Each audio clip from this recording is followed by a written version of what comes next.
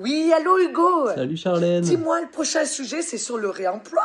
Au lieu de me filmer, pourquoi tu réemploierais pas toutes les scènes qu'on a tournées? Allez, salut. Ok.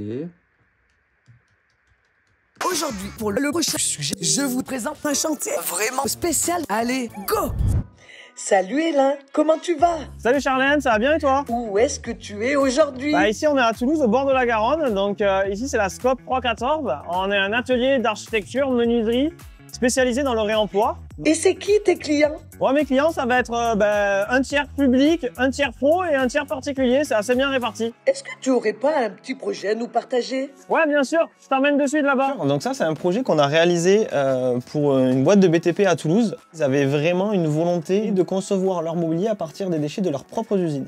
Par exemple, des vieux étais de chantier qui étaient plus aux normes et qu'on a pu quand même réemployer sur des tables. Des jardinières ici qu'on a réalisé avec du bois de réemploi qu'on a trouvé sur un autre projet de déconstruction. Est-ce que tu aurais un projet sur lequel tu bosses à nous montrer? Je t'amène à l'atelier de suite si tu veux, et on a un projet pour la métropole de Toulouse qui est assez sympa. On fait du mobilier urbain à partir de matériaux issus de chantiers déconstruits sur la région toulousaine. Si tu veux, je ferai quelques photos du chantier de déconstruction. Donc c'est une salle de spectacle à Castanet, juste à côté de Toulouse. C'est 100% local du coup. Exactement, on n'a même pas 20 km entre le chantier de déconstruction, notre atelier, et le futur chantier de destination.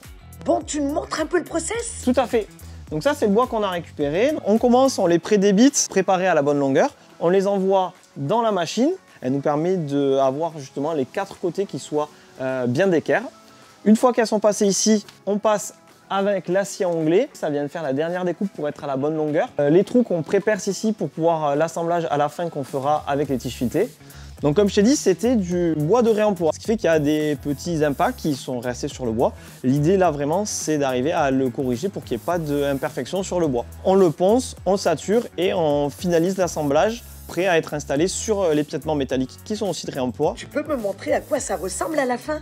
Bien sûr, alors ici j'en ai pas, mais on a fait quelques livraisons le mois dernier, je pourrais t'envoyer quelques photos. Waouh, mais c'est super beau!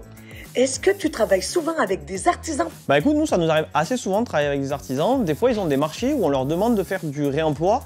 C'est quelque chose qui est assez nouveau. Eux, des fois, ils savent pas comment faire. Donc nous, ça nous arrive, on répond au marché avec eux. Nous, on répond sur la partie réemploi et en même temps, on leur apprend un petit peu notre métier et comment est-ce qu'on fait de différemment par rapport à ce qu'ils font eux avec du neuf.